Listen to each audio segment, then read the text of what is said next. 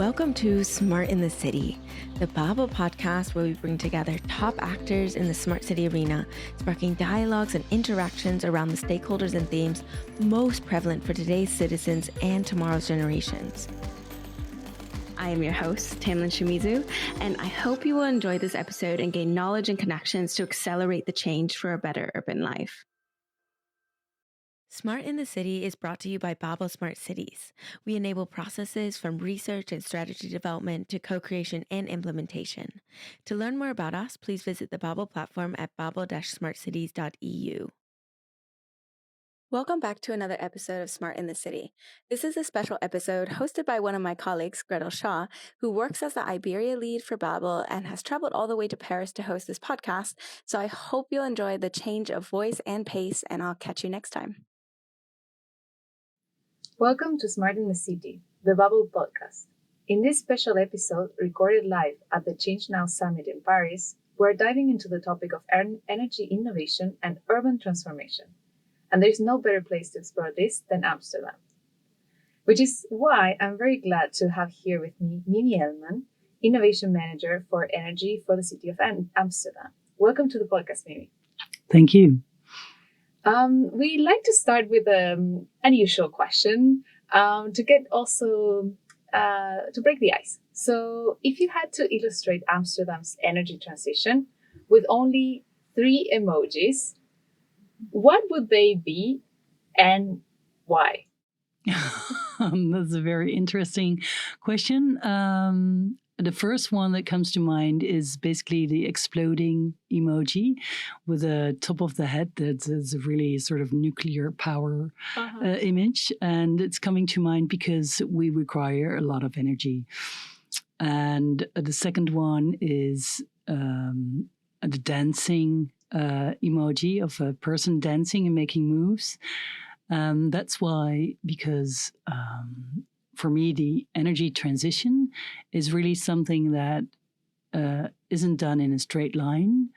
It helps a lot if it's fun and if it's a fun activity to do, like dancing, for example, where you interact with each other and make it a great experience. And while dancing, you also emit a lot of energy. So there's definitely something to harvest. And the third one that comes to mind is really the heated emotion, which is different than the exploding emotion. But that really has to do with when we're talking about energy transition, we tend to focus our attention towards the heating demand, while especially in cities, the demand for cooling is really, really rising. And although when you're experiencing cold, it can be very discomforting.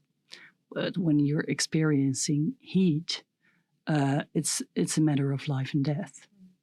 On the contrary to cold, because you can experience quite some cold before you start, not able to live amongst it. Yeah. I think that was such a great picture of some of the work you're doing, some of the challenges you're tackling, and it was very visual. So thank you for that. So maybe just to understand that better and your role. So could you tell us a bit more about your background and what led you to work on energy innovation for the city of Amsterdam? Okay.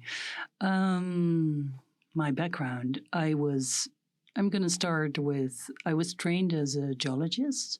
So I was trained in how the earth is working, basically. What is the system of the earth? So at the time of my studies, which is more than 30 years ago, unfortunately, I became aware with the IPCC work and the danger of climate change. And at that time, I thought, well, this is not going to happen in my span of life. And while we have been right in the middle, we're right in the middle of it right now. So things that were more like a theoretical exercise are happening right now. And I know the possible outcomes of the change that is happening towards us right now. And that's a devastating perspective, to be honest. And it's really frightening. And I was trained as a geologist in what is coming towards us, what's happening right now. well, then I started working, of course, in the energy field in order to harvest our resources of the earth. And while working on it, the message is coming home more and more, of course, because we need to basically save not only our planet, because the planet is going to live, but we need to save ourselves. And that is possible. The technology is already there. It can be done. We're all very smart people. So the real challenge is really, how do you ensure that you get set into motion, that you start acting instead of talking about or analyzing, and in the end staying paralyzed on the spot while it's happening in front of you. And my work has led me towards the city of Amsterdam as the place where I could really make an impact that could potentially, make an impact towards such a scale that is going to, my life is going to add value to the whole of the earth and the existence of the human kind. And I'm not a genius, but I can certainly put a little water in the big ocean of the achievement that we need to make. And you are certainly also learning and teaching others to dance together, back to your emoji reference, since working with others and bringing this to scale is certainly part of what needs to be done. Maybe also to make it more concrete about like this innovation in the energy space, like could you tell us about a specific project that you are particularly excited about, and maybe also what kind of impact it's already having, or maybe it's expected to have? Yeah, I'm going to tell you about a specific project that's been taking place in Amsterdam, and it's all about sharing energy. And I'm going to talk about it because the energy in itself is not a topic that comes to a lot of people's mind when you start talking about it, unless you're confronted with a shortage of it.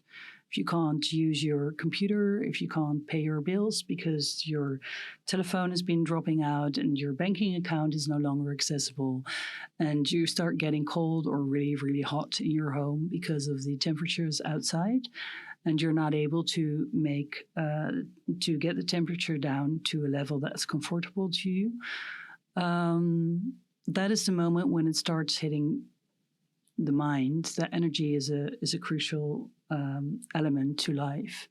So we all need energy in order to be safe and comfortable and to be able to live somewhere. But we all think it is there because it's simply there. So the absence of energy is not something that we're prepared for, and we need to be more aware of that because it's no longer simply there, the energy. There could be all kinds of reasons from a flood or a war or a different type of crisis where there's going to be an energy crisis, in which case people can't afford to pay their bills or worse, are not able to make a comfortable living space any longer.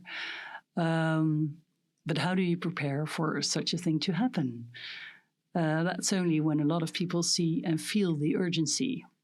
So my challenge is really, okay, how can you make energy such a topic that people start thinking about how to get the energy in the place where you need it, to have it available even in times of crisis? So what are the type of activities that you need to do as a city in order to prepare yourself for certain types of events that may take place or that may happen somewhere in the future, in order to mitigate the impact. And one of the examples where I think that's been starting to experiment with is in Amsterdam Noord, where there's a couple of initiative takers, a project owner or a building owner have taken the initiative to set up together an integrated energy system, integrating different types of energy assets and making it accessible, but also providing power towards the owners and the inhabitants of that system, the users of the system. And that's in Amsterdam Noord, in Republica building. Basically, they built their smart energy system, incorporating 3 types of different energy assets, varying from the electric vehicle loading infrastructure towards a ATS that's providing heating and cooling towards the building, and sharing the energy amongst the users of that building.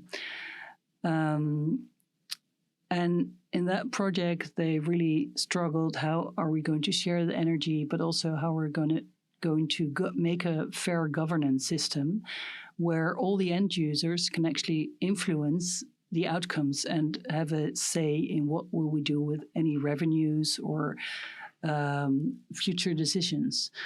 And that is one project that has been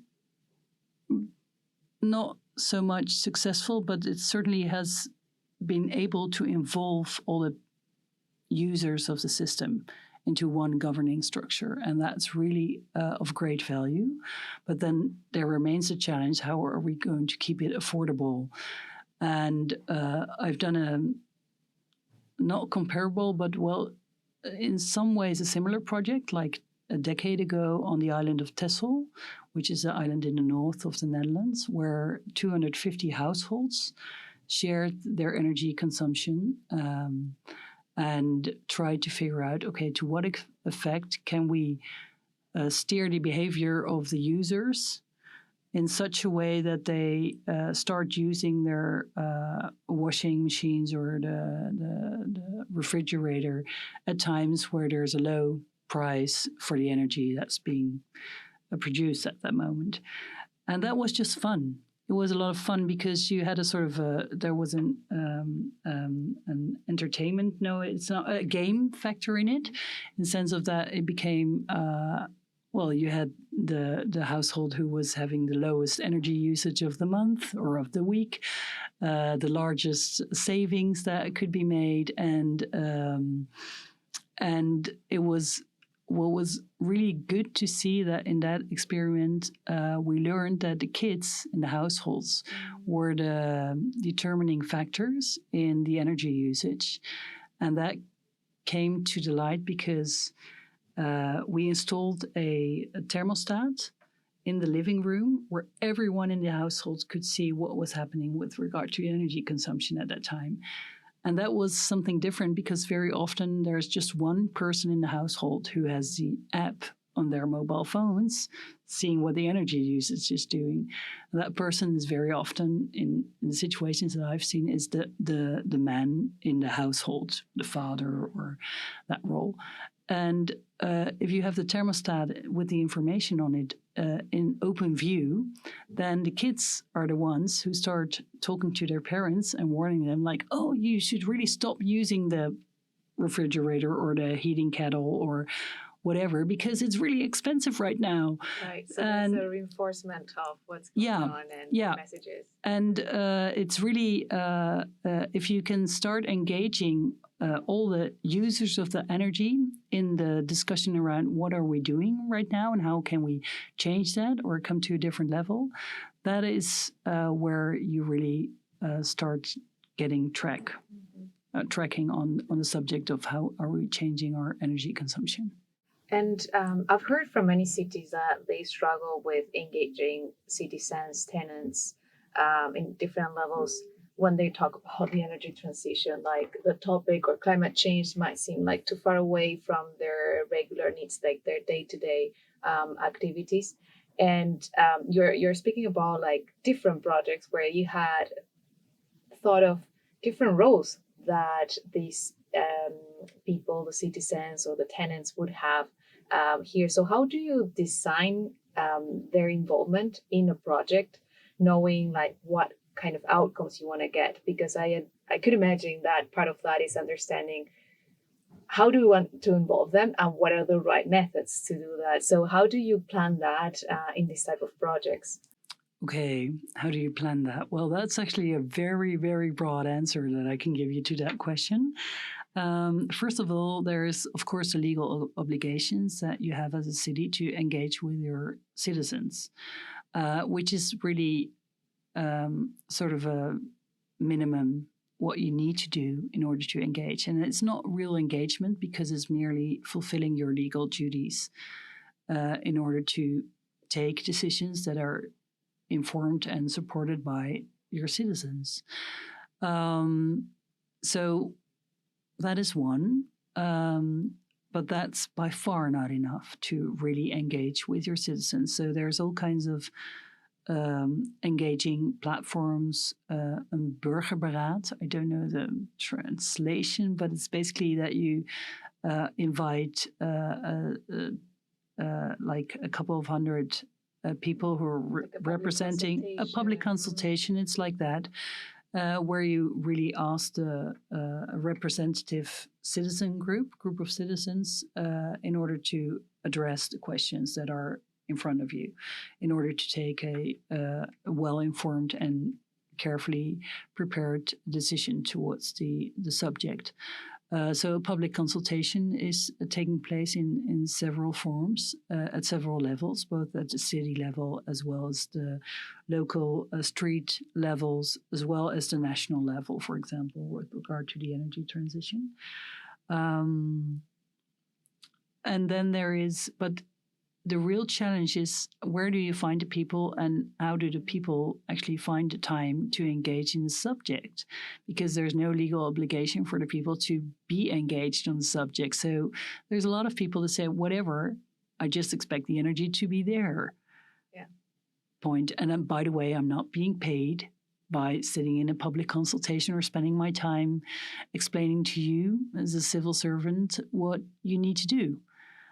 That's what you're being paid for. So it's always a challenge to get the engagement. And the key to that is really, apart from all the things that we do organize, and varying from asking or inviting everyone to an evening and telling or informing what you're planning to do, or having enquêtes or questionnaires sent out, or just going around the tables or the doors, literally, to ask every person, okay, how do you feel about a certain plan? One of the best ways of working is if you make it a fun activity. So if you make it a shared activity, and if you can clearly show how it's going to impact the bill that needs to be paid. So what are the benefits for the citizen involved in this project? What is it going to mean for my energy bill? If you can make that clear, which is not always clear, but if you can make that clear, you have a start for a conversation.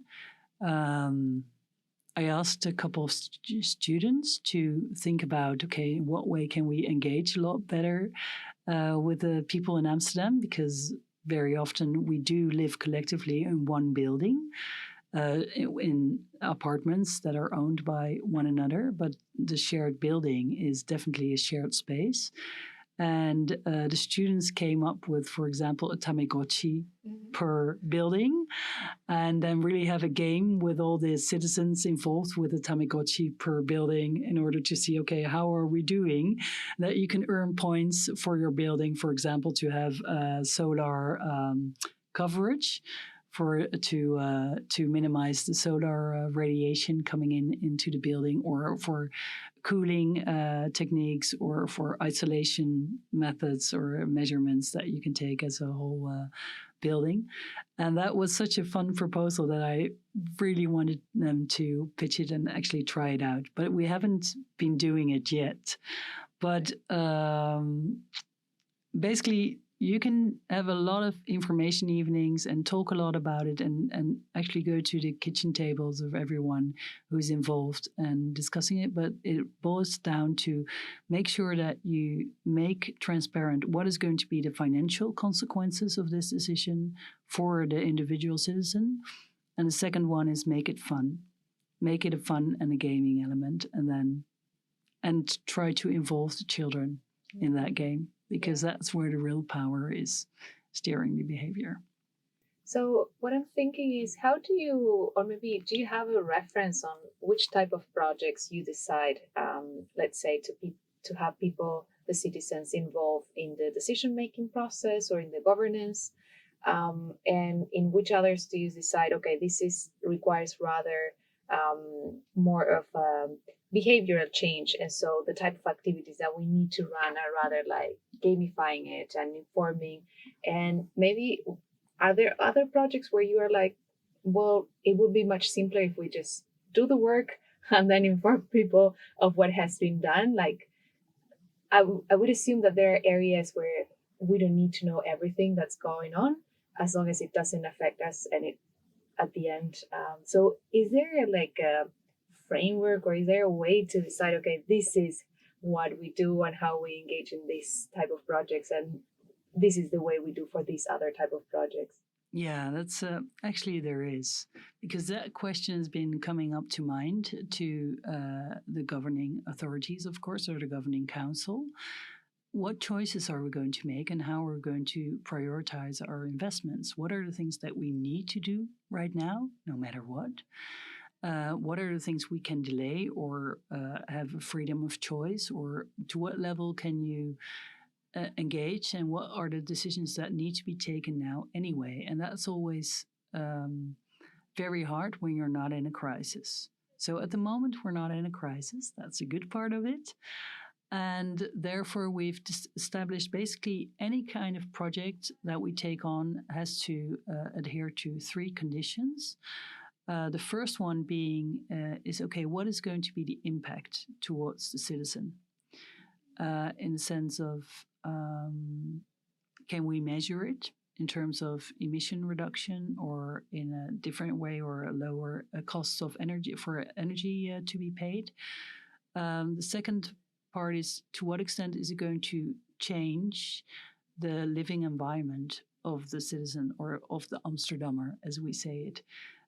In the sense of, is it going to be more comfortable in their houses? Is the street going to be cleaner? Is the environment going to be greener and cooler? Or in what way can you make transparent what that kind of project is going to be impacting on their living environment? And the third one is it scalable? Because we're very good in Amsterdam and in some other cities as well, but definitely in Amsterdam, to do one-off projects, because that's simply the way it works very often. But it's absolutely necessary to speed up the transition. And in order to speed up, it's important that we clone the one-off projects towards the 10, 100 and 1,000s scale, because that's the level of skill that we're going to need in order to reach our ambitions and avoid becoming in a crisis situation or getting into a crisis situation where we will have to take decisions without a proper participation that you would ideally require. So at the moment, we're in a situation that, yes, there is time and space to actively engage with anyone on the subject of how we're going to do it. That's very interesting, because I think it puts in perspective of what you can do now, and also some of the possibilities that are still open, but also recognizing that there might be other times where this would be more difficult. And so in this decarbonization pathway, what are the possibilities, but also the risks that you foresee, on this whole transition and this transformation of Amsterdam into a carbon neutral city? What are the possibilities? Let's not paint a very dark picture. No. Let's put some dance moves and not just the explosion. Yes. No, it's, what are the possibilities? Well, actually, it can be done. We just, in the past months, we made together with the Amsterdam Advanced Metropolitan Solutions Institute, AMS, we established what are the moonshots for the coming period in Amsterdam. And we had great brainstorms and also visuals of how it would look like an energy biennale in Amsterdam, for example, or with dolphin-like avatars swimming in the canals who were translucent and energy providing. Anyway, it was a wild imagination. But basically, we know that all the technology that we need is there already. It's not rocket science. The amount of the work that needs to be done is, though there's different possible outcomes and different transition paths. And that is what is the real struggle, because as long as there's not an urgent crisis, in the sense of like, oops, there is no energy at the moment, we think we still have the time to talk about the best solution. And the real problem is that we get paralyzed by talking it over and over and over again. And basically, it doesn't matter what step you're taking, because any step will lead towards a more sustainable future. And we need to take that step right now. We can't afford to keep on talking in order to close the business case, because you are competing right now still with the fossil fuels. And you are competing right now with other solutions that may or may not be as good as your solution, but they could be transition solutions. So instead of getting to the best answer, it's more important to just take steps towards the general direction that we're heading into, which is basically phasing out all fossil fuels. Point. And you really need to take that through again and again and again. And it's not easy. It is really a difficult task. For example, at the moment we're studying to what extent we can reuse the existing gas infrastructure we have in the historic center of Amsterdam. Well, yes, that can be done. I mean, we have a great asset in the ground that's operational, up and running, and we just need to flow gas through it. So the questions that arise are what is the amount of green gas that we can locally produce? Well, that's not too much, but it's certainly not too little. So it can be a part of the total solution. And then, of course, the question comes, but what if you burn green gas? Then you still get emissions. Oh yeah, oops. Right. So we also need to think about the composition of that green gas. Can we compose it in such a way, and is that compatible with the existing gas infrastructure? Is it safe to use it and to transport that green emission reduction zero type of gas through it? Well, it's getting a bit tougher already. So my point is here really, it doesn't matter what step you're taking, as long as you're taking steps towards the general direction. And then all those steps together will land us somewhere, but we can't afford to wait and analyze and stay paralyzed. Could it be, because you were mentioning also before this, you are good at pilots, but the scale is not getting there. So could it be that part of that paralysis has to do with, because of that fear to move forward, to do maybe the best possible action? It's easy to approve pilots, but it's much difficult to say we'll go for a scale because that needs to be the best solution. Could that be part of the mix? And is there anything else in that mix where that is preventing from getting into scale, really bringing X and Y solution to the whole city and beyond that specific building or one neighborhood? It's certainly part of it. Yes, it is certainly part of it. It's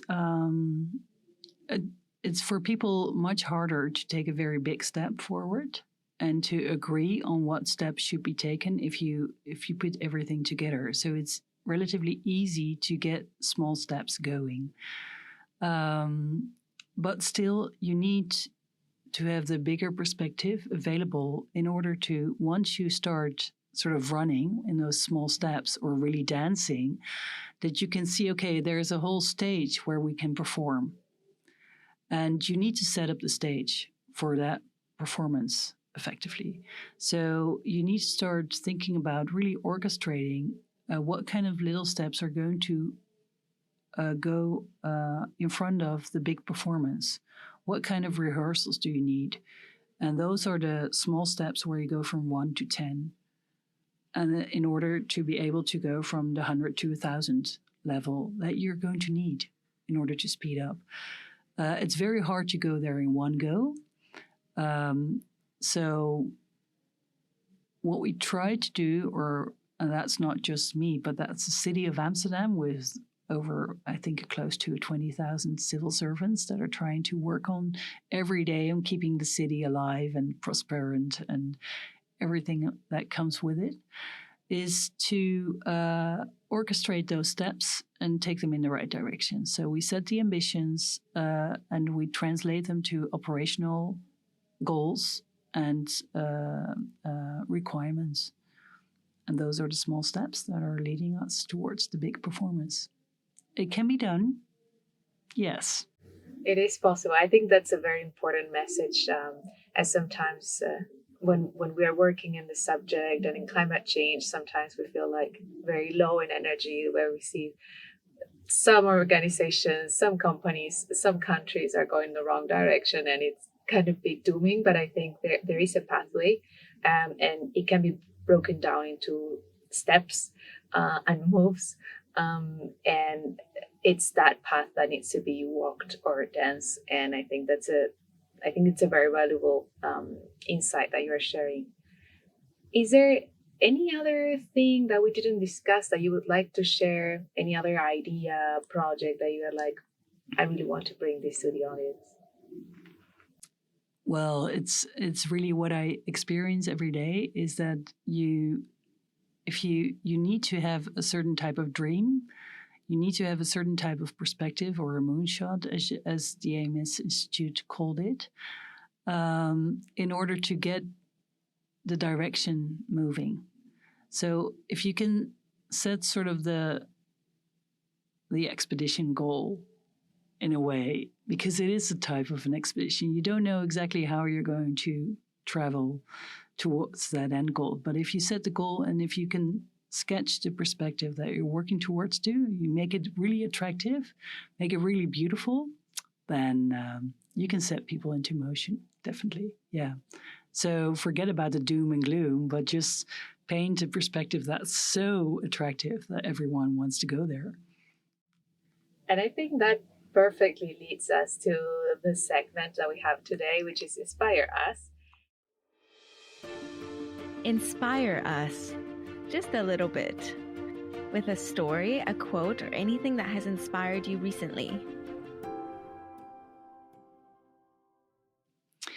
Okay, one thing that has always been very inspiring, and that's sort of something that I will share, is actually the one person that really inspired me as a pretty young girl is Madonna, because she has the guts to do anything she wants to bring into this world from all of her talents. Not caring about whether it's good enough or whether she's allowed to be there. She's just going to be there and present herself to the rest of the world. And that was so inspiring. She really shows off that you need to take that step. Don't be afraid of whoever is thinking about it, but just share your talent to the world. So, and I think Madonna has done that in a great way, whatever you think of her. That is amazing. Thank you very much. I think that's such an important part, to get that inspiration and feel like you are enough to be there on stage, and something that probably we need to remind ourselves on our day-to-day work. The last question, and this is a question that we ask every guest on the show. To you, what is a smart city? A smart city is a city that I would love to live in, that I would feel I could walk in, I could breathe the atmosphere, and it's just lively. There's lots of people. It's vibrant. You can feel the energy. And I think the smart city that we're dreaming of doesn't actually need a lot of energy, but it's capable of having a full circular energy system, whether it's making use of the energy in the environment. By ourselves, by the nature, by just all the energy that's in our environment available. It's there. Yeah. So just living very comfortably and feeling safe in a very green a city where you can walk Yeah, absolutely. Yeah, yeah. A city designed for its people. Yeah. Yeah, people first, literally. Yeah, yeah. Thank you very much, Mimi. I have truly enjoyed this conversation. Likely I could stay here for hours, but I think we will need to end it now. Maybe we can continue off the record. And to all of our listeners, do not forget, you can always create a free account on bubble-smartcities.eu to find out more about smart city project solutions and implementations. Thank you very much. Thank you so much. Very welcome. Thank you all for listening. I'll see you at the next stop on the journey to a better urban life.